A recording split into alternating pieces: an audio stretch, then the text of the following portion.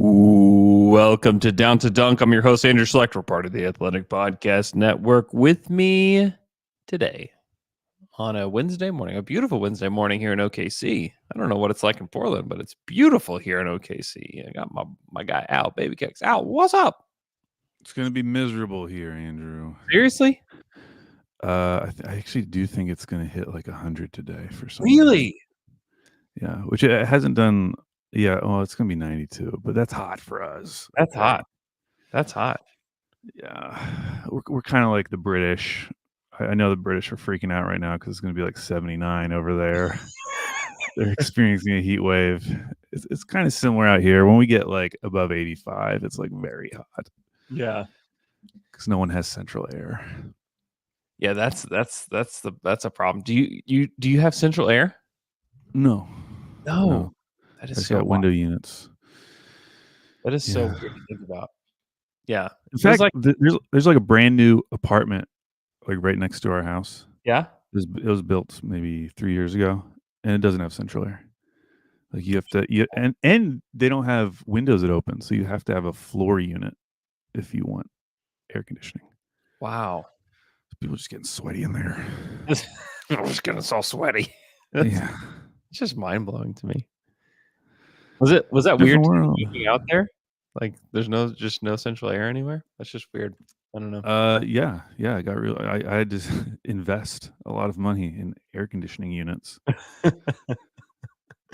it was rough. Well, it's September 4th. We are inching closer to training camp, which starts, I believe, at the one of the last days of this month. There's nothing going on. Somebody put a post that said that Casey Wallace is up 13 pounds from last August. So nice. Shout out to Casey Wallace. He's probably one of the guys I feel like that's on this team that he's not getting just a ton of love this summer, and a guy that had a really good year that could come back improved, but I don't know. Did you see my follow-up post to the Dort thing that I may have solved it? Oh, let's hear it. It was that I looked at, so there were 9 2-man units who had played at least 350 minutes together. Mm-hmm. That included Dort. So Dort was one of the guys in the 2-man lineup. And all of them had like pretty much the exact same defensive rating, like right around like either 108 to 110, which is good, except for one, and it was Dort and Kaysen. It was significantly worse defensively than any other 2-man unit. Yeah. And then JPOSU followed up on that because he looked into that further, and he, like they gave up a ton of rebounds, which kind of makes sense when you think about it. But maybe that pairing just like doesn't work defensively, even though. I mean, could it make less sense?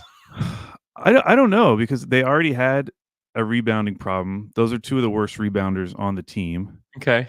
So that can impact it. I don't know. I mean, I was a little surprised at who it was. I probably would have guessed any other combo. But it does kind of make sense. I mean, it's a smaller unit. I mean, Kaysen's not big.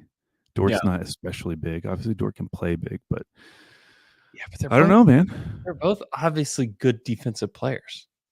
I know, but the combo of them, just keep them away from each other. Them away from each other. Something that I was looking back on this week. I just like went and looked back through the games that the Thunder played in the playoffs. I had forgotten how close Game 1 of the Pelican series was. Like that somehow slipped my mind. Oh yeah. Like the minute they swept them, you're just like, oh, okay, this was a sweep.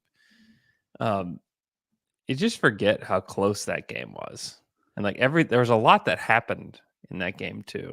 It was just very, very interesting. And it made me think of Kaysen, because Kaysen was guarding CJ McCollum at the end of that game when CJ had had that 3 that he missed that would have won the game, because they only won by 2.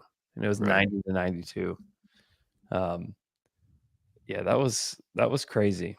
That was there's a lot of playoff series like that. I mean, I remember the one like way back in the day, Thunder Nuggets, which I think was like a 5-game series. Mm-hmm. But in the moment, I remember a lot of those games being really close. But you Yeah. look back on it now, and it was like, okay, that must have been an easy one. Yeah. And I do feel like there's a lot of series where when a team is really overmatched, which I do think was the case this year against the Pelicans, you get like one shot to make it a series. Yeah. And if Totally. you don't capitalize, it's over. Yeah. And because I was nervous, I remember I predicted a sweep, and then that first game happens, and I'm like getting nervous. Oh. Like, oh, that was way closer than I was expecting. And then they blew them out, and it was fine. Yeah. And then they took care of business. Yeah. Herb Jones hit a 3 with 4 minutes left in the game, and that tied the game at 88-88. And it ended up to be a 90-92 game. Yeah. Just a slog. All the games against him are a slog. Yeah. Which will change this year. In what way? I just think like they have to. Oh, you just mean play. it kind of has to because they don't They have no a bigs. center. Yeah. Yeah. I think they have to change the way they play, which will, I mean, I don't know what to think about them. Have we gone over the Pelicans yet? Yeah. It might have been me and Jay, but yeah, Okay. we definitely did do them. Okay. Yeah, yeah. I basically said I'm taking the under until I know that they have a center. Yeah, which is not yet. Just not really yet. Daniel Tice does not count. I guess they could trade for him. Trade for Jonas Valanciunas from the Wizards whenever he Wow, trade for him back? Yeah. That'd be a good use of resources. I like that. I don't know what they're going to do. Who could they even get that would be meaningful at this point? I mean, the only name we brought up was Ayton, which I think Sam Vecini's brought up. Oh. It just feels like you're setting yourself up for failure, though. Well, if that's what it feels like they're doing right now. What about Nick Claxton? Yeah, any deal feels like it has to be a 3-team deal because if you're getting anyone who's making any amount of money, you kind of have to include Brandon Ingram, and no one wants him. Yeah, Brooklyn doesn't want him. Brooklyn would definitely not want him. Did you see that Brandon Ingram was the only Pelican who did not show up? I did see this. Voluntary workouts. The rest of the team was there hanging out. Like, what are they doing? They're just like they've really just set themselves up. Like, why can't you just say BI is like a part of our future, like do the whole PR thing, you know? Instead, it's quite obvious that he's not, and that they would like to find a different place for him. Well, it's funny because if they had their season from 2 years ago, last year, where like Zion was injured, in and out of the lineup. Yeah. I wonder if they would have traded BI earlier. Yeah. Because they knew they weren't going to go anywhere. Whereas they kind of got tricked this past year because it was like Zion was having the healthiest, season of his career. Yeah. They probably would have been a fairly strong playoff team. Yeah. But then Zion goes out, and all of a sudden it's like, okay, this is not going to be good for anyone, including BI, who it was a terrible playoffs for. Yeah. Yeah, it was rough. And part of the reason it was rough was, one, he was injured, and then he had Dort on him, and Dort was just ridiculous guarding BI.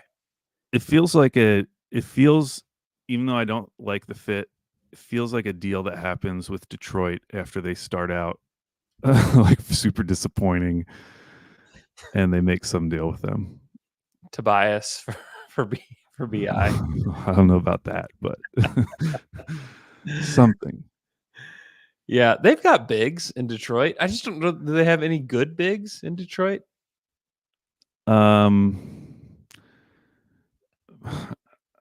No. I mean, maybe they could talk themselves into beef stew.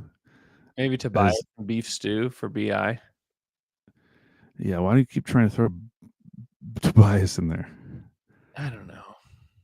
I think Detroit's the only team who wants to pay Tobias. He's a legend.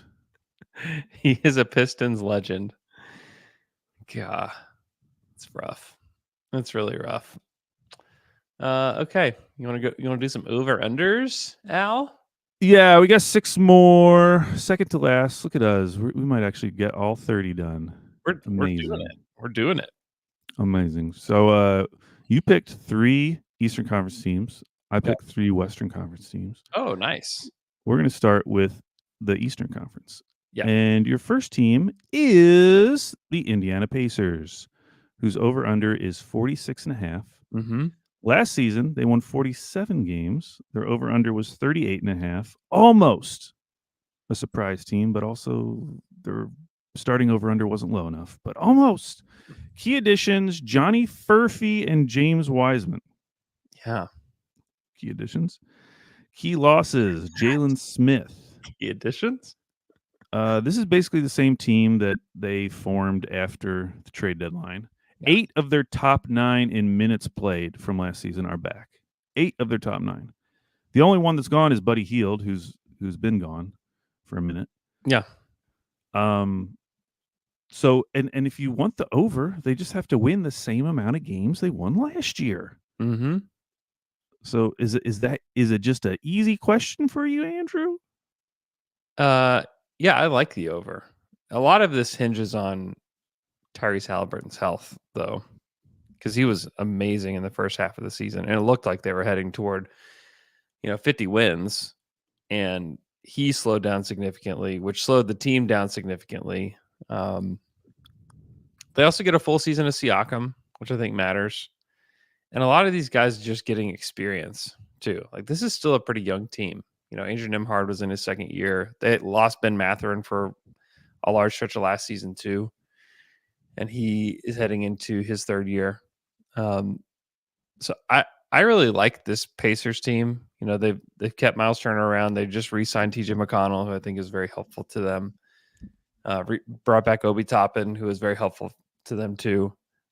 We get to see what Jarris Walker is. They still have like some young guys that are intriguing, like Jarris and Ben Shepherd and Ben Mathurin and Nembhard, and I'd throw Furphy into that group. They got Enrique. Really? Wow, Furf.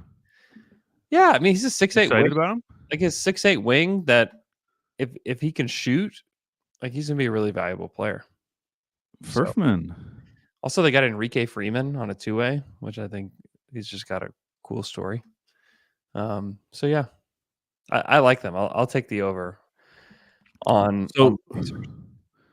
the next team we're going to talk about is Orlando, and I feel like these two teams are like mirror images of each other Mm-hmm. because they both won they won the exact same amount of games last year. Mm-hmm. Their over-unders are within a game of each other. Mm-hmm. Indiana, top 2 in offense, and then pretty bad in defense. I think they were like 22nd, 24th. Orlando was second defense, 22nd in offense.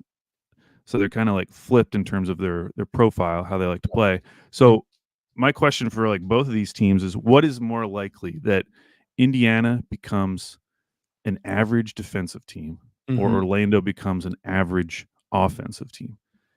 And it's a good question. I think I went back and forth. Yeah. I think I'm going with Indiana's defense. I was about to say that. And the reason that I would say that Indy can get there is just they were so young last year. Like, their supporting cast was really, really young. And I think that guys just learn how to play the game, and that they'll just get tougher, and that they'll play better as they kind of meld together.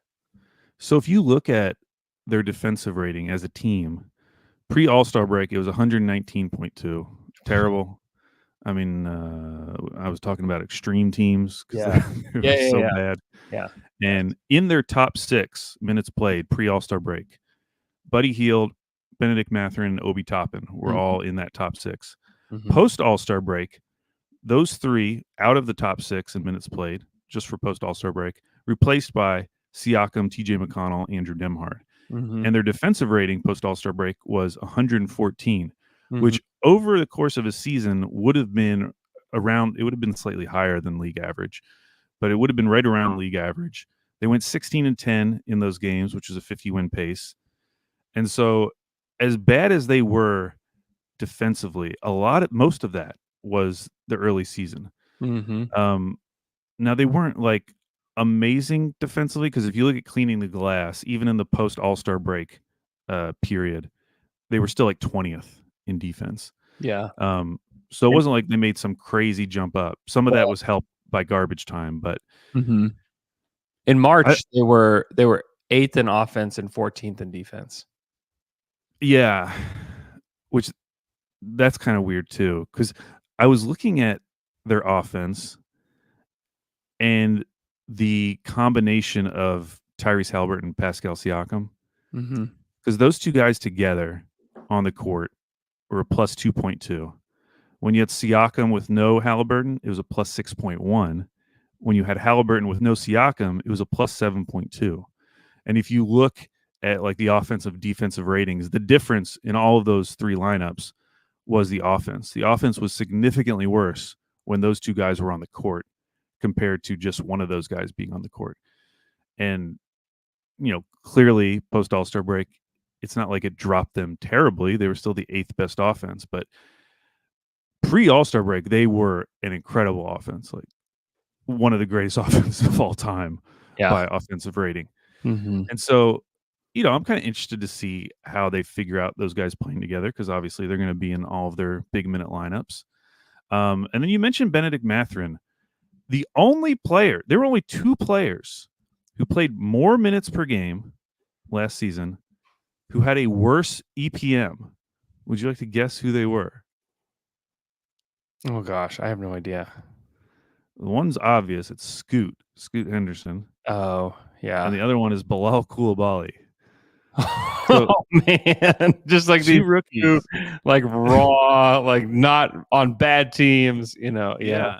And it's funny because you look at Benedict Matherin's stats and like Yeah. he had a They're pretty good alright. shooting season, Yeah.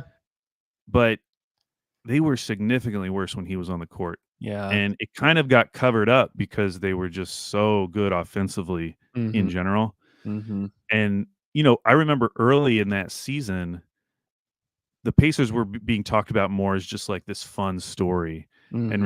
remember Fred Katz talking about how much he enjoyed watching them, and part of it was just because their games were crazy, Yep. and like they were almost not serious. They had that crazy game against Atlanta because like they just weren't playing any defense. Mhm. But then after post All-Star break, they really became a much more serious team, a Mhm. much more like legitimate team. And I do think part of that was not giving huge minutes to Benedict Mathurin. Now he can get better, but I think they have enough guys where they don't need to be playing him 25 minutes a game, which is about what they were playing him last year. So I'm just interested with him coming back because he was a high lottery pick. Yeah. How are they going to reintegrate him now that they have this much more defensive minded team and potentially wanting to get Jarris Walker involved as well? I just don't Yeah. know what his future looks like with the Pacers. It's an interesting one because it's difficult because he's also probably one of the higher ceiling guys on their team, He might be. just as a scorer, just like as a pure scorer. Like, I don't Yeah. think that any of these other guys have the potential or the bag that he has. And so it is like it's a conundrum for them. Like, I don't know what to do there. I mean, I think you bring him off the bench and you just try to bring him along because he's athletic. It's not like he's like limited as an athlete to be a defender. He's got a lot of work to do, and he's 22. He just turned 22 this summer. So most guys that are 22, I think that we're also like really spoiled as Thunder fans, and that we have this like super young team, and they just like all know how to defend and play the right way and do all the right things. And most young players just don't know how to do those things. Um, I don't know. And maybe Matherin's one of those guys that's going to need change of scenery, to get it, eventually too. So, Um, that said, as I was looking at the Eastern Conference, mhm. man, I really think the bottom of the East is going to be rough It's going to be this season. legendary. It's going to be legendarily bad. And like I mean, all these teams need a franchise changer, and they all know that at least one exists in this And next. and to be clear, it was legendary bad last year. I mean, they had four teams, Yeah. 25 or fewer wins. But I just like I think Washington's going to be terrible again. We think Brooklyn's going to kind of take Detroit's spot as, one of the bottom two in Hey, that conference. listen, teams have been trying to take that spot from Detroit. Detroit will not let them take it. That's been happening for That's years true. now. They've been defending their title very well for Yeah. 5 straight seasons, for a half decade. Um, Oh, but boy. then, like, teams like Charlotte and I think Chicago, Yeah. Charlotte's gonna stay down there. Chicago will kinda be a new entrant. So, I think it could, at the very least, be as worse as last year, and I Mhm. think it's important because the top 7 in the East last year all won 47 games. Yeah. I was looking it up, like, the last time the top 6 in the East all won 47 games was 2015-16, Wow. which that was the Sixers' 10-win season. That was, like, right in the middle of the process, and that's how that happens, like, when you have a really bad bottom of the conference, Yeah. all those wins have to go somewhere, and so I'm tempted to just go over on a lot of these Eastern Conference good teams. Yeah. So I will go over for the Pacers as well. Okay. Okay. Even though I really wanted to go under, I just I like because there's always those teams, and maybe I'll do this with a team later, where like they have their breakout season. Yeah. Everyone assumes, well, this is what they're going to be like forever, and then they take a little bit of a step They back. disappoint. That's Okay. going to happen to someone, Yeah. but Definitely. it's hard to pick that team in Yeah. the East. Mhm. Uh, Speaking of which, let's go to the Magic. The Magic Orlando. won 47 games last year. Their over-under is 37.5. This year, their over-under is 47.5, which means they need to win 48 games. Their key additions, Contavious Caldwell-Pope and Tristan da Silva. Their key losses, Joe Ingles and Markel Fultz, maybe. Markel Fultz still isn't on a team. He's just hanging out there. He's just I thought hanging out. I thought he's alright. I mean, I wouldn't want him on my team, but I thought he was alright. He apparently he's pretty prolific shooter in the G League last year, Yeah. which they could use. The Blue could use an influx of talent. Oh wait, sorry. Sorry. You were talking about Markel Fultz. I was immediately talking about Jet Howard. I'm Oh, sorry. well, we could take him too on the Blue. Not on the Yeah, Thunder, but on the Blue. because I wanted to ask you how many minutes did Jet Howard play last year? Oh gosh, he just didn't play at all. I don't know, 107 minutes. I don't know. 67 minutes. Holy smokes! Uh, That is he, picked him in the lottery. Why did they they do did pick that? him in the lottery. Why Yeah, did they do that? It felt dumb at the time, you know. but he was the guy I was talking about who was very prolific in the G League, shooting from three. Okay. Um, and so something obviously they could use. So maybe that they'll finally play him some minutes this year. But I I'm don't think kind of interested in the Joe Ingles loss because yeah. it's not like he's some incredible player now. He's washed Yeah, in he's many respects, very washed. but they were very good in his minutes. Yeah. So they were plus 6.7 in the Ingles minutes. Now I did realize once I started doing some combos, he Mhm. played half of his minutes with Jonathan Isaac, and in those minutes they were plus 12.9. So a lot of that may be just playing with Jonathan Isaac. Mhm. But the offense was good when Ingles was on the court, Mhm. which makes sense. I mean, he's been known for a long time as like a great facilitator, Yeah, a connector, you good know? connector. He can shoot it. He's a threat. He's got a little bit of gravity. He's just so slow. It's amazing that they were still like the number one defense in the NBA with him Yeah. playing he's not play, I wouldn't say he played a significant role, but he played a decent role on their team. But I guess I'm just interested in these two guys, Ingles and Fultz, who, Mhm. not amazing players by any means, but certainly are playmakers. Like Yeah. they can help an offense run. And this was a team that was terrible in offense last year. And so now you're replacing them with KCP, who will certainly help in terms of stretching the floor. Big And upgrade. then maybe you get some minutes for Jet Howard or Tristan da Silva. But it just really feels like this is setting up for they need a leap from Paulo. Like they have to be good. They have to start being, let's just say, mediocre offensively when Paulo's on the court, Yeah. because that just hasn't been the case yet. And losing some of these guys who help their offense a little bit, I need to see it.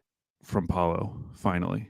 Mm-hmm. Like I know there's like weird stuff that happens with on-off numbers, but this feels like the season where it's like, okay, they have to start being good. Paulo Vincara's on the court. Yeah. Yeah, he's just inefficient. He became a I mean, better player last year, and like he certainly improved from his rookie year, but he's not yeah, a good 3-point shooter, and he's just not an efficient offensive player overall. Like his probably best attribute is getting to the free throw line. I'm looking at it 7 times per game. Like yeah, that's really good for a second year player. Like it's awesome. that's really, really good. Yeah, their offense was a 113 rating when he was on the court. Yeah. They were a minus 0.12 net rating, plus almost 8 when he was off the court. And I know there's a lot of noise and that kind of stuff, but it just feels like if he's going to be the number one guy on this team, you have to win his minutes. You just like it's that feels very simple to me. Mm-hmm. Like who are the teams historically where the best player on the court was consistently a negative? It was like those DeMar DeRozan Toronto Raptors teams, which never did anything. Yeah. They were never actually good, and so they've got to. He's got to turn the corner at some point where they are good when he's on the court. And so I think if you're going to take the over, having them win more games than last year, and remember, man, they had that stretch last year. It's like one of the easiest stretches I have ever seen on an NBA schedule, and that boosted them a lot. Mm-hmm. But if they're going to win more games than last year, I think one, like Franz has to shoot.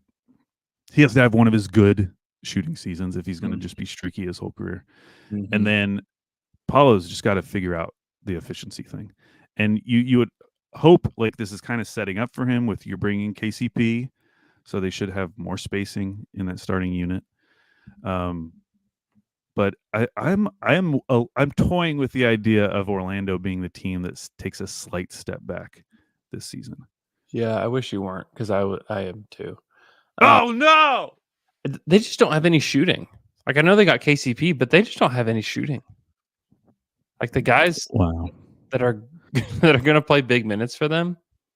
Like Suggs shot the ball well, but no one guarded him. No one cared. And then in the playoffs, his efficiency dropped like significantly. He shot 29% in the playoffs. Yeah. Like nobody cared. They were like, Jalen Suggs beats us from 3. We don't care. Franz too. Like people don't guard him. Wendell Carter out to 3. No. Paolo out to 3. No. Anthony Black, certainly not. Cole Anthony's a career 34% from 3. Yeah. Like we're down to, are they going to play Gary Harris again? Do they play Tristan da Silva from the beginning? He's an older rookie. So I don't know. Oh, this is funny. And these guys all have my birthday and my wife and I's birthday. Tristan da Silva and Cole Anthony, May 15th. Oh wow. But they're only Congrats. what's funny is that like Cole Anthony, you feel like, oh man, this will be year 5 for Cole Anthony.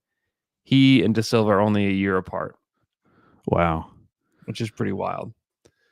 But yeah, they just don't have any shooting, and they don't like their playmaking feels like all secondary playmaking guys, unless Anthony Black becomes like some great point guard for them, which I just don't foresee happening this year for them. And they lost 2 of those secondary playmaking guys, who again weren't like amazing players, but it's just like less secondary playmaking than you had last year. Defensively, they're going to be insane because they're giant, and it was impressive what they did last year. I think they'll be better this year defensively. Just adding KCP to that. Like KCP and Jalen Suggs are going to be just ridiculous for them. And then the interior defense is covered. I just don't know offensively how they get better. I think KCP helps, but it's not like he was the reason that Denver's offense was so efficient, is because he's playing with great players. And like, does KCP, like, is he 40% from 3 again? KCP's been playing with the best player in the NBA who's been getting him just wide open shots. That's not happening on the Magic. Yeah. That is absolutely not happening on the Magic. And KCP's 31. He'll turn 32 this season. And everybody wants to just bag and rag on the Denver Nuggets for letting him go. But there's also part of me that wonders, like, do they know something, with KCP? Because he was not great in the playoffs for them. I just wonder if there's something that they may know that maybe the Magic don't at the end of the day. But that's just like definitely like in the way back of my mind. But yeah, offensively, I just don't know how they get better unless Franz really I don't know how much more efficient Paolo's going to get, but Franz just needs to shoot it. If he can shoot, he's 28% from three last year. I know. For context, Giddey's rookie season, he was 26.3. Yeah. So he's like down there. He's in the Giddey zone. He's in the rookie Giddey zone. He did score 19 points per game. He was efficient in almost every other place, but it's still so important to shoot the three ball well. Or just have somebody that like matters. That's going to take a lot. That's that is like one of your guys that shoots it well from three. Like just give me one of like Paolo, Franz, those guys. Like those are the guys that matter. And so I don't know.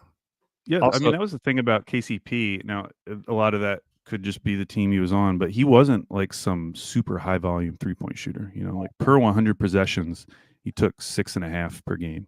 Yeah, which just isn't that high. He took 4 a game last year. Yeah, like we're going to talk about the Heat in a second, and Mhm. like in comparison, like Tyler Hero takes like over 11 threes per game per 100 possessions. Yeah.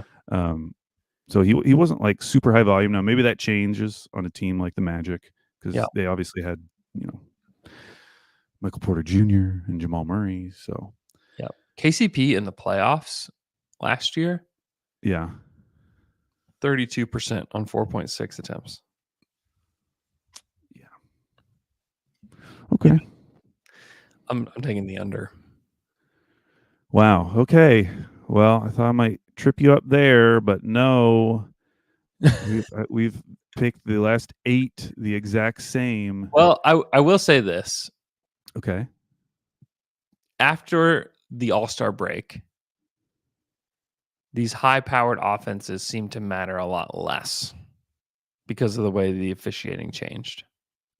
Mm-hmm. And defense mattered a little bit more. So maybe this new NBA is going to favor the Orlando Magic. I don't know. I don't think it favors it much, but just throwing that out there into the ether. I will say they do not have a stretch nearly as weak as they did last year. Yeah. They obviously they get the benefit of playing in the East, so they're playing a ton of these bad teams. But that stretch they had last year was truly amazing. Yeah. And they didn't even win all the games. It was like, listen to this run they had: Cleveland, Detroit, Atlanta, Brooklyn, Utah, Detroit, Charlotte, Washington. That is just beautiful. That is great. KCP, Kentavious Caldwell-Pope, you know what his nicknames are? KCP. KCP, yep. Thank you. Oh yeah, I'm looking at it now. Not good. Not good ones. KC, no P, and Ken. Yeah, I'm always calling him Ken. Just when I see him, I just think Ken. Okay, let's see if we can disagree on this one. The Miami Heat. I'm gonna try to. I'll try to. 44.5 over under. Last year they won 46 games. Their over under last year was 45.5. They just beat it. Wow. Their key additions: Alec Burks and Khalil Ware. Alec Burks. Key losses: Caleb Martin. Yeah. How are you feeling about the Heat? I know we don't like talking about the Heat in general. Yeah, it's a gross team. And it just feels like they're in transition this next year. And so much of this hinges on like what does Jimmy want and what does Jimmy want to do moving forward? And what do the Heat want to do with Jimmy? Because he's gonna be before the season starts, he's turning 35. He's got a lot of miles. I think there is like some volatility that could exist within the Miami Heat this season. Um,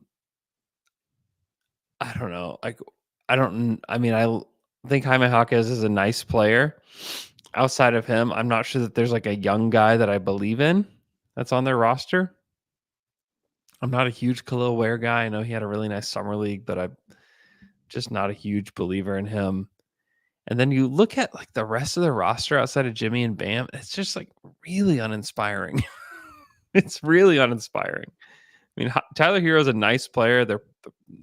He's got to be like one of their best players, but they also, on their most recent NBA Finals run, did it without him, and were just a better team without him, which is worrisome. A little bit of like the Ben Mathurin effect that we were talking about earlier. So I don't know. It's easy to pick the over on this. It's a low number. It's not some difficult number to get to, but also the Heat have not had like great regular seasons. You know, they made the finals from the back half of the Eastern Conference. So I'm actually going to take the under on the Miami Heat. Okay. Just because I don't know how this particular team. I mean, maybe you're like a big Terry Rozier guy, but that's also just like, man, like this is a weird roster. This is a really weird roster that I just can't like will myself to believe in. Like if Alec Burks is going to come in, this is year 14 for Alec Burks. I don't know. I'm not a believer in this Heat team. I don't like this team. And I also much of this is wish casting because you want them to miss the playoffs this year so that OKC gets the unprotected pick in 26. Definitely wish casting. Definitely wish casting. I also just think that Jimmy has been in this place before when he doesn't like the situation that he's in, or he feels unwanted. Things don't go well for those teams in general. And so I think like their lack of commitment to Jimmy over the next like 3 years or whatever, I think is going to hurt the Miami Heat this season. Also, Bam played the whole summer, and maybe he's tired. Okay. Okay. That's your final point. Bam is tired. Well, we finally do disagree, Andrew, because I am taking the over. Okay, good. On the Miami Heat. So they need to win 45 games. That requires winning 55% of your games. Yeah. The Heat have done that in 4 of the last 5 seasons, and that 5th season they won 44 games. So they've been like right at this number. Right there. Yep. Every single season. I am just going I'm buying into the system. I'm buying into Heat culture. Mm-hmm. And everything you say about Jimmy Butler is true, but it feels like he can't just throw away this season as he has done with past seasons. If his goal is for another team, if his goal is to exit, basically, he has to be good this season because he's got that player option for next season, $52 million. Yeah. You assume he's picking that up, but the way things were talked about this past summer feels like, well, if he's picking that up, it's because he's going to get traded somewhere. Yeah. And so I just feel like he has more pressure on him to perform this season. And they are so good when he is on the court. They're really good. I mean, looking at I was looking at just a bunch of different combos with Jimmy Butler, and man, they are so much better with him on the court. He's a great player. They absolutely do have a weird roster. And in general, I don't like it. But yeah, it's gross. I do think they found something interesting with Jovic last year because post All-Star break, they started playing him and Bam together more. Mm-hmm. When he and Bam were on the court together as like their starting unit, they were like a +7 or +8 on PPP stats. Like they were good together, and they make sense when you think about it because Jovic he almost shot 40% from 3 last year. Mm-hmm. Now it was only 3.5 attempts, but he only played 20 minutes per game. Yeah, he did. Per 100 possessions, we just mentioned KCP took 6.5 threes per 100 possessions. Jovic was at 9.1. So I think there's the potential that you have like a high volume 3-point shooter in there. And he's not great defensively, though apparently he's gotten better. He is a pretty good rebounder. because he does look, he doesn't come across as a guy who's kind of like bang on the boards, but he's like pretty solid there. So I think they could potentially have something in a starting unit that has like Jaime Jaquez, Jovic, Bam, Jimmy Butler, and then I don't know if they're starting Rozier or who they would start in that fifth spot. Probably Probably Rozier. But I don't know. I think they might have something there. And if they can just get like a semi-normal health season, which it feels like they haven't gotten in a really long time, this would be like an obviously good team. They've just been so weird for so many consecutive seasons that it's understandable that you're just going to be like, well, this is going to be another weird one. And of course, even in their weird seasons, they go to the finals. So nothing matters with the Heat. It is. But I think they have enough. And I haven't even mentioned Khalil Ware. He was obviously very good in Summer League. Yeah. If he can just give them anything as a backup center, that would be exciting. And the fact that he potentially stretches the floor makes it a lot easier to potentially play him with Bam, to do different combinations. So I don't know. I do think they're better. Caleb Martin is somewhat of a loss. He's more of just like an innings eater to me. He's a little overrated, honestly. Like I didn't because I agree. Like he's a rotation player, but like your fifth starter. Yeah. If he's in the starting lineup, like he's not some crazy. I mean, he shot 34% from three last year. He wasn't like some lights out shooter. Yeah. Is he another Gabe Vincent? Hey, or will he be a Max Strus when he goes to Philly? Hey, they also lost Kyle Lowry, who played a weird. He played a lot for them last year during the regular season. He played over 1,000 minutes for them last season. Yeah, it's kind of wild. So but yeah, so I am going over. So our first disagreement in a second. Let's go on the Heat.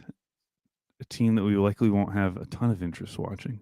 A team that I definitely hated watching them last year. I'll watch them, but I hated watching them last year.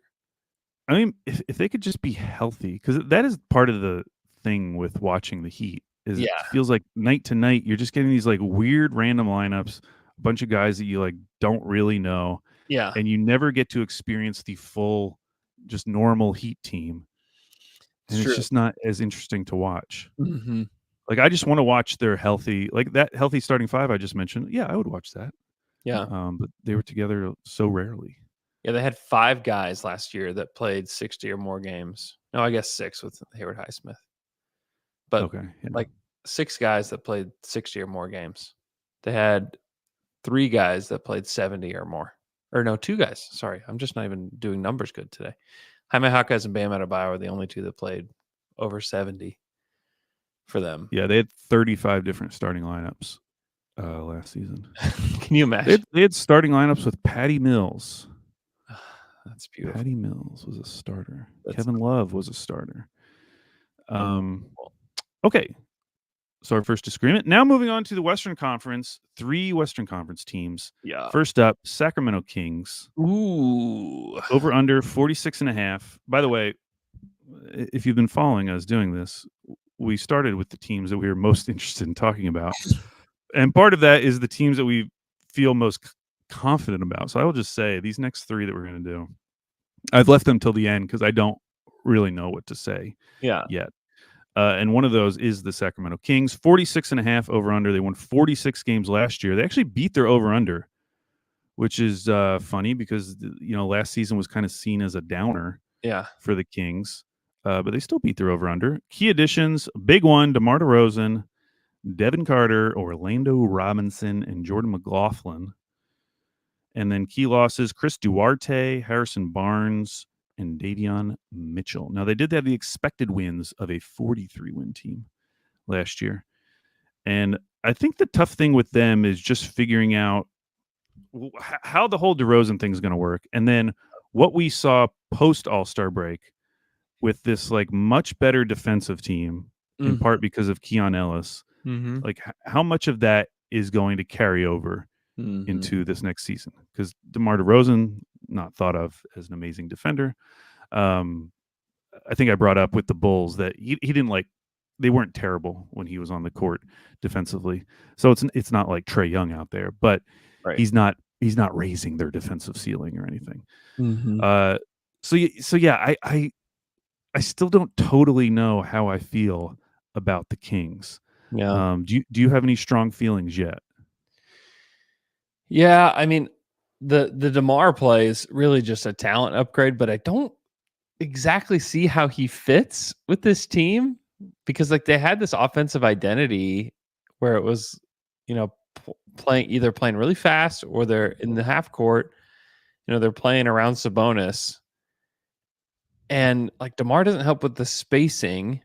And it's like really predicated on this two-man game with Fox and Sabonis. And I don't like DeMar's not gonna spot up for three for them. I'm sure he will some, but it's like that's not really his game. He likes to have the ball. I don't exactly get how it's gonna work for them. I don't love that fit. And he's obviously gonna play a lot for them. And he's going into year 16, Al. He's going into Yeah. year 16. I mean, he's obviously had a ridiculous career. He's had an amazing career. Multi-time All-Star. Judging by like the Hall of Fame credentials that some other guys have, like he's probably making the Hall of Fame. Like this is a great player. But he's a career 29% from three. And he's playing on this team that in the clutch, in the crunch, he's going to help. Just because they need somebody that can score whenever everything slows down. But just in the flow of a everyday game, like I just don't know how he helps. And in fact, I think that he hurts them. Harrison Barnes was like at least like this corner 3-point shooter that could defend. Well, it's easy to see how that fits.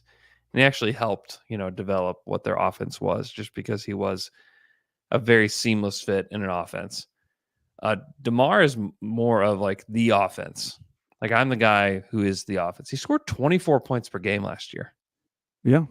He took 17 shots per game last year. I mean, I'm just so curious how this is going to work. I think that it's going to be in some games helpful, but I think overall it could be really disruptive to what they've developed in Sacramento. And I don't exactly see how this works. It's a little bit like Carmelo Anthony when he came to the Thunder, where it was like, how of course Melo's going to help. What an upgrade over Enes Kanter. And, like, this is going to be great. How could this not be great? I mean, the year before with the Knicks, Carmelo Anthony was 22, 6, and 3. Shot 36% from three on almost 6 attempts. Like, yeah, we thought that guy's going to be great. He's going to help the Thunder so much. But what were his deficiencies? Being essentially unwilling to be a role player, and he wasn't a good defensive player.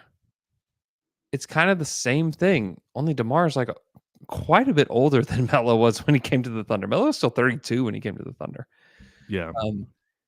I just don't like it. I don't like it. I don't like the fit. I don't like the idea of it. Sure, I know that Kings fans are really excited to get him, but man, I just don't understand like what they're doing. This feels more Kangs than Kings to me. Like I just don't like it. I don't think that it actually helps them. Yeah, they've lost some size, because I mean they have a lot of small guards, like relatively speaking. Yeah. I assume that Keegan Murray is going to be the starting power forward, Yeah. and DeMar will be the three. I mean, Keegan didn't play very many of his minutes at power forward last year, and I know that he was much better defensively, but and it's not like Harrison Barnes was providing any rim protection, but just the team getting smaller overall. Yeah. I just wonder, are they is it going to make their defense even tougher to execute? Like how good can they really be defensively with Mm-hmm. a starting lineup that, has De'Aaron Fox, Keegan Murray, Sabonis, DeMar DeRozan, and then I don't know, do you think Keon Ellis will start? That's who I would start. He was awesome. It For kind of them. makes the most sense with all of those You- offensive guys in the starting Yeah. lineup. Yeah. I mean, I hope that they believe in him, but Yeah. man, I I don't know. One of the weird things about Keegan Murray's game is like last year he was only 32% from the corners, Yeah, yeah. It which was is a just weird little weird. anomaly. I just don't even know what to think about that. I honestly think that's going to not be the case this year. I think he's going to be good from the corners this year, but that was just weird. And if that holds, it makes things even weirder because like where do you put that guy? Like he's certainly one of those like high volume 3-point shooters that, you know, occupies the corner because he's not the kind of guy that has the ball in his hands. And if you look at their talent off the bench, like that is all skewed towards, guards and wings as well. Like Yeah. Kevin Herter, Malik Monk, Yeah. Jordan McLaughlin, who was really good for the Timberwolves. He's 6 feet tall. I was going to say, Devin Carter, yeah. who eventually will come back. I mean, even Colby Jones, like all of their talent, all of their bench talent is skewed towards there. Like their bigs off the bench is really like Trey Lyles, who I do like, Orlando Robinson, and Yeah. Alex Len. Yeah. Uh, Not very yeah, inspiring. I don't like their big depth. Oh, I guess I'm going under too. Man, just I trying to just briefly can't, talk myself into it, but just no way I can talk myself into the over for them. You know, I don't know. I mean, part of when the Kings like really surprised everybody, part of it was that Kevin Herter had just an amazing season. Maybe that happens again. You know, like maybe he resurfaces and is really good. But like they got just great shooting from he and Keegan Murray and Malik Monk. Like their team just made sense. You know, like the guys who played the most minutes for them in that season where they were just like they shocked the world and won 48 games was Fox and Sabonis, and then you had the role players around them: Harrison Barnes, Keegan Murray, Kevin Herter, Malik Monk off the bench as a scorer. Davion played a bunch of minutes for them. Trey Lyles. It's a lot of the same guys, but they had an identity. Like you knew what they were, and I feel like they have now just been trying to just. I just don't feel like they've stuck to that identity at all with the addition of DeMar DeRozan. I just don't. I just don't like it. I just don't get it. I didn't love it either. But I understand it from the point of I don't know what else they were going to do. It seems like they tried to do a few other things and nothing really worked out because they didn't have a ton to trade. It was like if they're going to get a big name, it's going to require Keegan Murray. And so if you don't want to trade Keegan Murray, getting DeMar DeRozan probably is the best you could do. So Yeah, I don't think it's a bad deal by any means, but it does kind of feel like the Suns Bradley Beal move, where it's like, yeah, yeah, it's an obvious deal you make, but there obviously is some downside here. I mean, just trying to. I was just looking at like their touches yeah, last year and trying to figure out how all that's going to work. Because I mean, Sabonis was third in touches, De'Aaron Fox was top 10 in touches, and DeMar DeRozan, he's further down than you would think he is, but yeah, is still a pretty high touch player as well. yeah. Uh, I would rather like try to get some of the Brooklyn Nets guys than yeah, and just like hold out and like until they're ready to make trades. Like Cam Johnson, if he came in and replaced Harrison Barnes, it's like great. yeah. Clearly is a guy that fits the way they want to play. You still have like these two big forwards that are just bombing from three. It opens everything up for Fox and Sabonis. You know, even Finney Smith, I think, would be a really good fit with them. Like those kind of like standstill shooters. Not every offense is going to be great with those kind of guys, but I think the Kings offense in particular is good to have those kind of guys. And it was part of the reason why they got really good is that they had those guys. And now I think moving away from that is just I don't like it. This next one for me, it'll be a short one. Phoenix Suns Mm-hmm. over under 46.5. They won 49 games last year. Over under was 51.5. Mm-hmm. Key additions: Tyus Jones, Monte Morris, Ryan Dunn, and Mason Plumlee. Key losses: Drew Eubanks, Eric Gordon, David Roddy, and Nas Little. I'm taking the under. I hate this team. They've quickly become one of my least favorite teams in the NBA. I hate how many national TV games they got this year. Who's tuning in just to watch the Suns? Who's getting excited to watch this Suns team? I understand that they have a ton of star power, but it's one of those rare star power teams that have somehow concocted this mix of players and just vibes that makes me not want to watch those players that are admittedly very, very good and are deserving of eyeballs, but I just have zero interest to watch this team. Now maybe Coach Bud, he could turn things around for them. Mm-hmm. The thing I come back to though is that last year, most games for KD since 2018-19. Yeah. That's since he was with the Warriors. Yeah. And Yusuf Nurkic, most games since the 17-18 season. Yeah. If anything happens to Nurkic, so similar to the Kings, so much of the talent for the Suns is skewed towards guards, especially, and wings. Yeah. And that's even more true now with Tyus Jones, Monty Morris, and bringing in Ryan Dunn. Ryan Dunn's going to get minutes because He will. he almost has to, and that'll be Yeah. super interesting to watch, because if there's a chance for a new age Andre Robertson, this is our opportunity to watch it, because he is nothing offensively. He's it. They targeted him. Do you see the video? They put a video out of their war room in the draft, and they were clearly targeting Ryan Dunn for this team. And I'm just like, why? Why are you doing? Why do you want him so bad? Defensively, he is special. There's no question. But I honestly don't think this league can have a new age Andre Robertson. I just don't think that can exist. I don't think it's possible. Yeah, and you're right. If Nurkic goes out, the only other two bigs they have on their roster are Mason Plumlee and Bol Bol. Yeah. That's all they've got. And Bol Bol is on a two-way, by the way. Wow.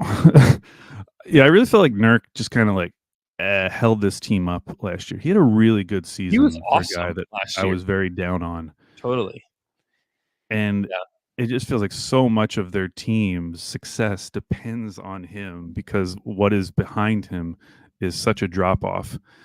So I'm going under. I'm predicting a terrible season for the Suns. Is this wish casting? Yeah, it is, partly. I want by the end of the season, everyone's talking about their games, the way we talk about any other team that's missing a bunch of players, and oh, can we not flex out of this Suns game? That's what I'm hoping for this season. I hate this team. I don't like them at all. I wish them failure. Wow. It's not even like a KD thing. I just don't like the Suns. I've developed a hatred for the Suns over the last couple seasons. Yeah. I don't exactly know what it's rooted in. Yeah, there's some issues here. I just don't like this team. I don't care about Tyus Jones. Tyus Jones is very good. He'll be very good in the regular season. But again, are they going to be playing super small? How are they playing? They're going to have all of Tyus Jones, Devin Booker, Bradley Beal, Monty Morris, Kevin Durant. You just wish that Bradley Beal was just not on this team. It would make things a lot easier.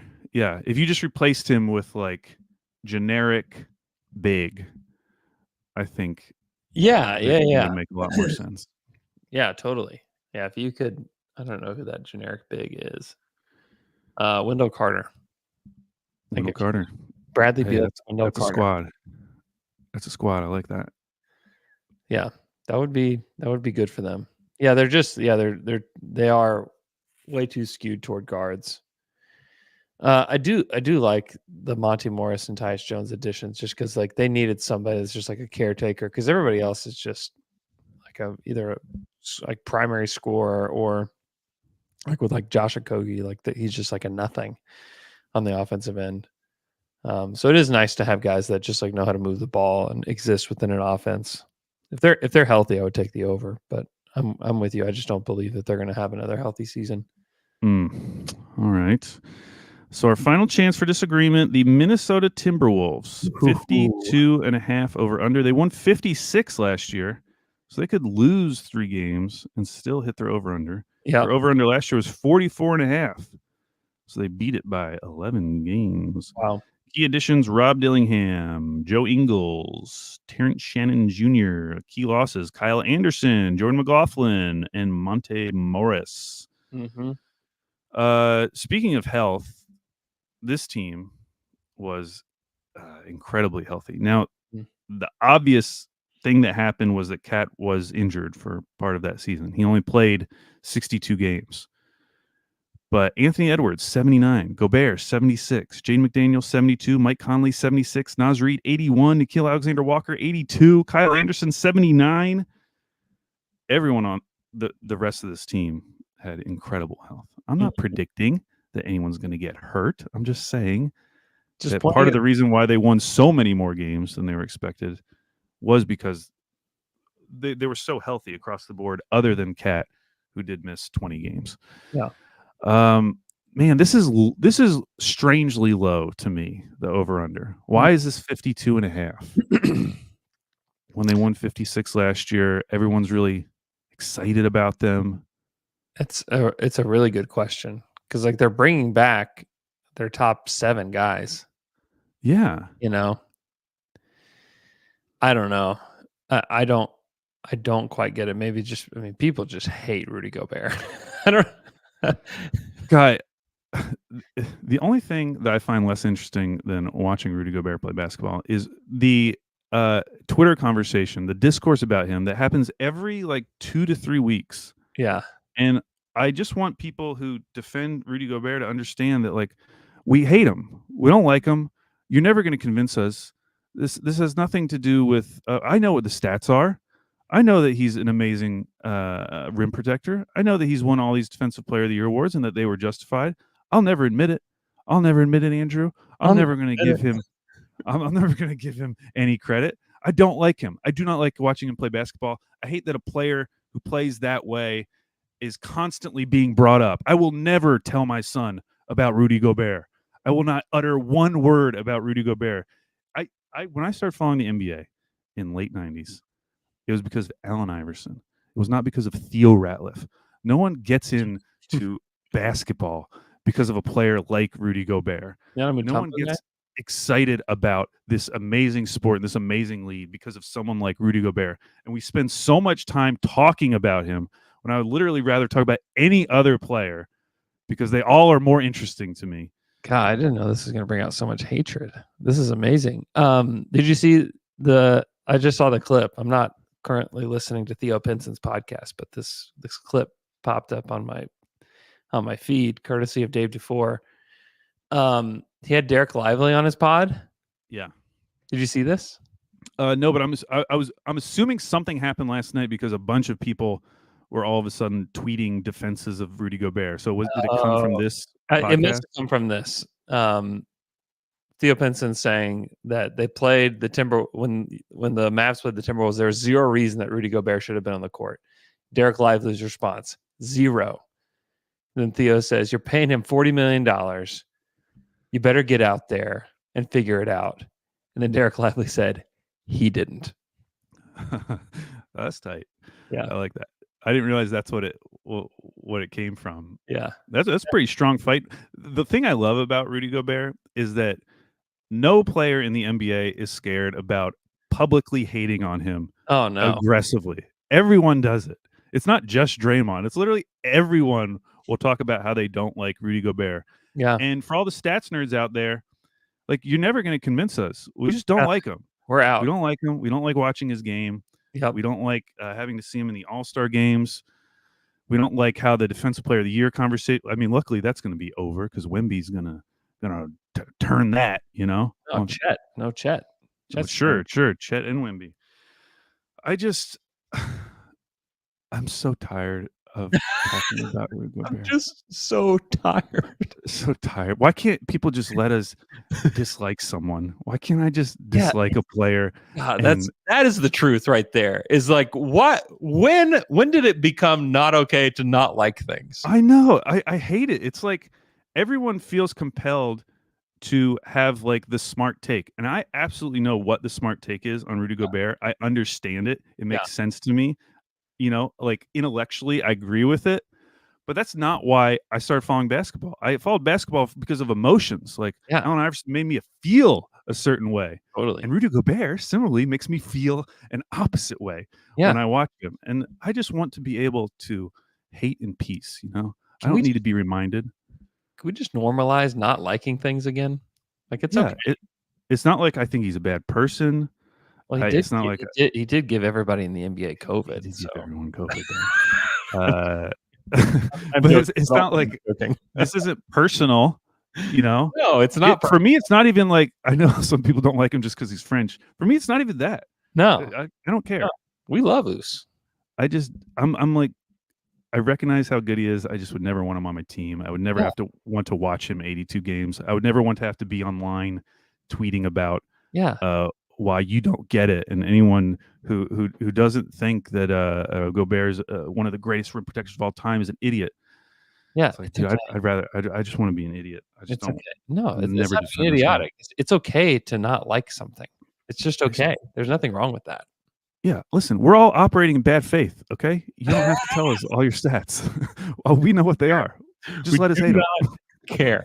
I do not care.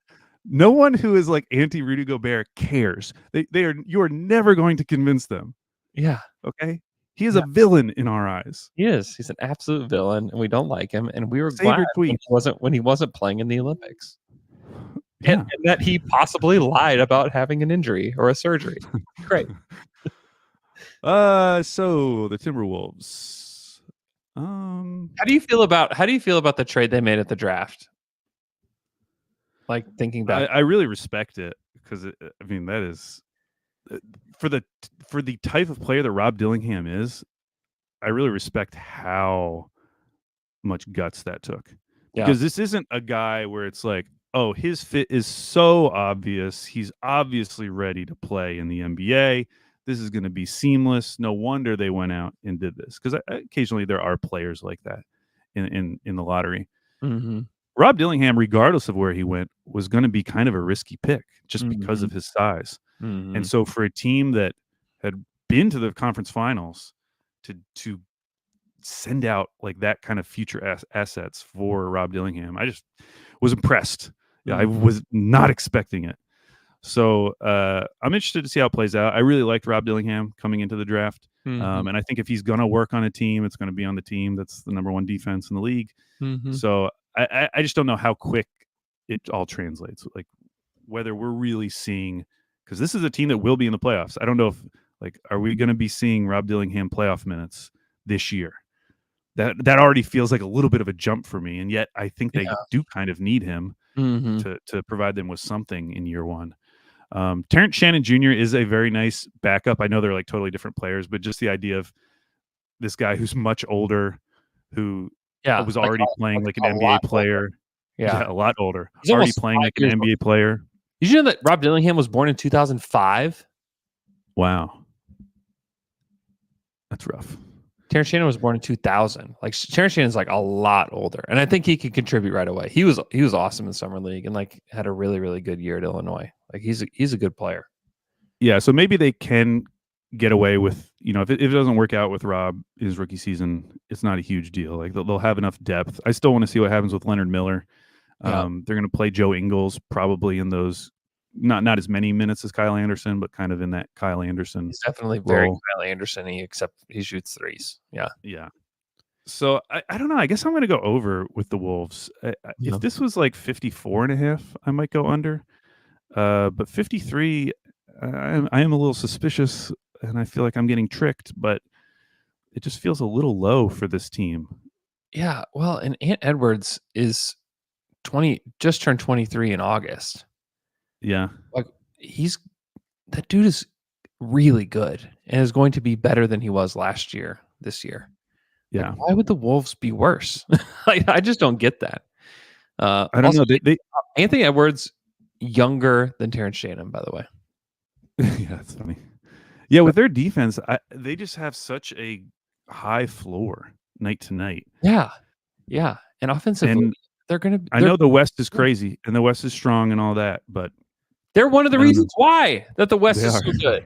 Like they're part of that equation. They're really good. I think, their defense is going to be amazing. And then offensively, like, why are they going to be worse this year than they were last year? Like some of their guys are still haven't even Ant he's not even close to entering his prime yet. I think he's still figuring out, and he gets the Team USA experience, which almost always helps guys. You remember like when Russ and KD had their like Team USA experiences and they came back and they were just a lot better. Like they were just better players and they knew how to play together better. And I think this experience is going to help Ant a lot. So yeah. Do you think it'll help Gobert? No.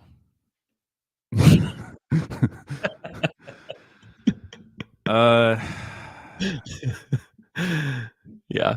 Yeah, number one defense. Obviously, it's a lot because of Gobert. Congratulations. Great. We're all so bored. I will say, Gobert is not someone I want to watch 82 games of. Yeah. However, I really do enjoy watching like the 3 or 4 matches against my team because of that a villain that I've created in my mind. Anytime somebody gets the better of him, I'm excited, and like watching him trying to best Chet, like that's really fun too. Yeah. So I do enjoy that.